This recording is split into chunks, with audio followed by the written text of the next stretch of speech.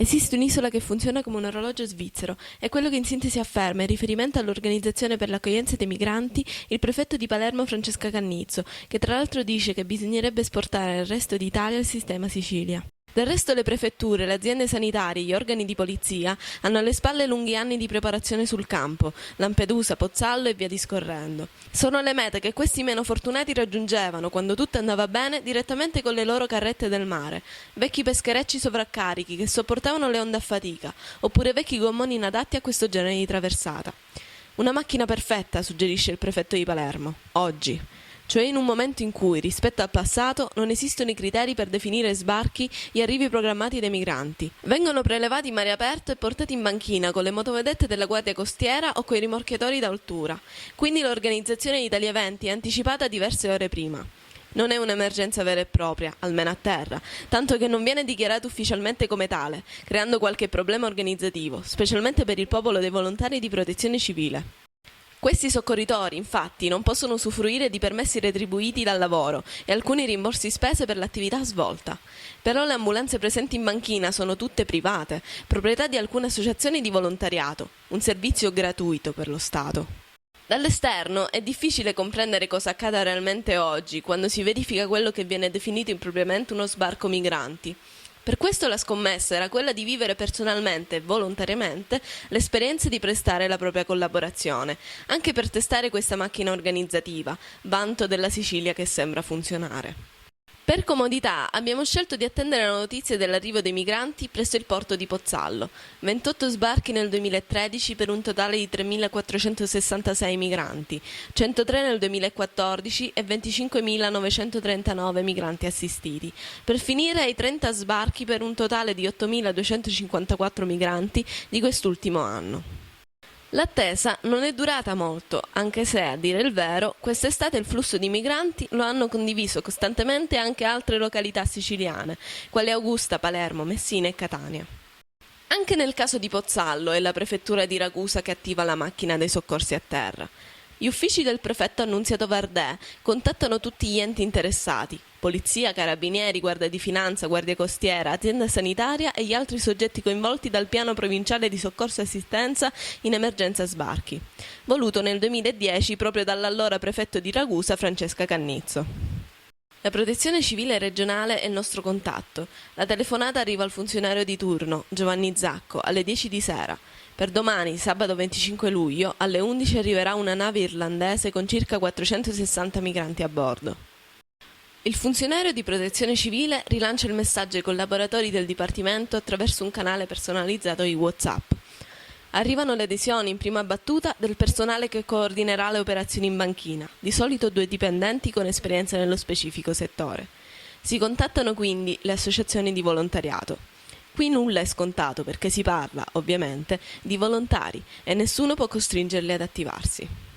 Eppure in questi anni sono stati sempre in tanti a rispondere «noi ci saremo», con l'entusiasmo che spesso non tiene conto della fatica di restare sotto il sole per giornate intere, oppure prestare la propria opera per più sbarchi consecutivi, giorno e notte.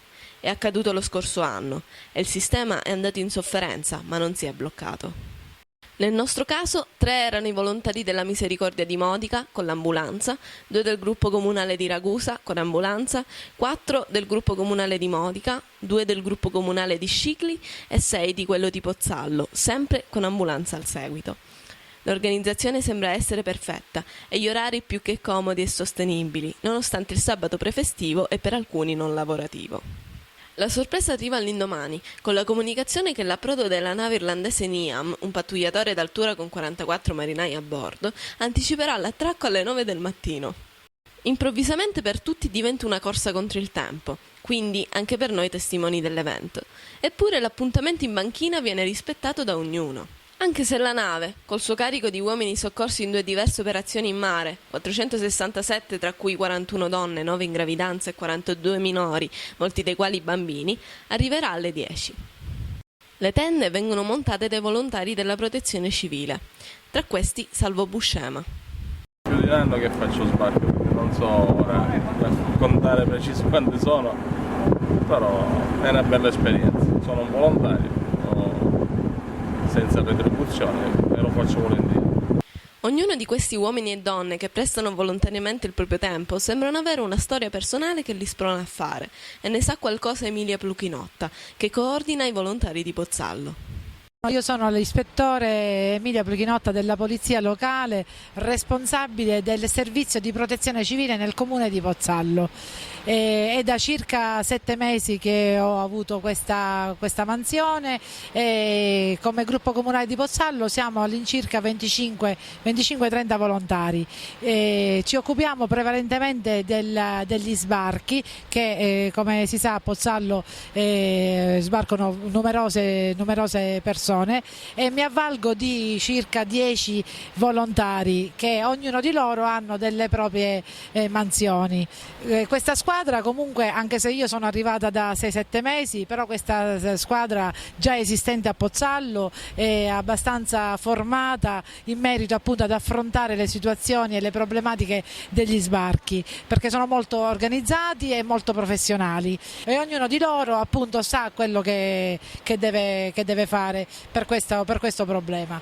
Logicamente non è solo sbarchi, comunque la protezione civile di Pozzallo, perché anche quest'anno per esempio insieme al comune di Pozzallo abbiamo istituito anche il servizio spiaggia a supporto appunto della popolazione, dato che Pozzallo è un paese turistico e quindi un paese rivierasco dove appunto c'è un afflusso notevole di turisti. Abbiamo pensato bene che come protezione civile fossimo presenti anche sulle spiagge. La cronologia degli sbarchi a Pozzallo viene raccontata dal fotografo Massimo Assenza, che ha portato in giro per l'Italia con una sorta di mostra itinerante questo carico di emozioni.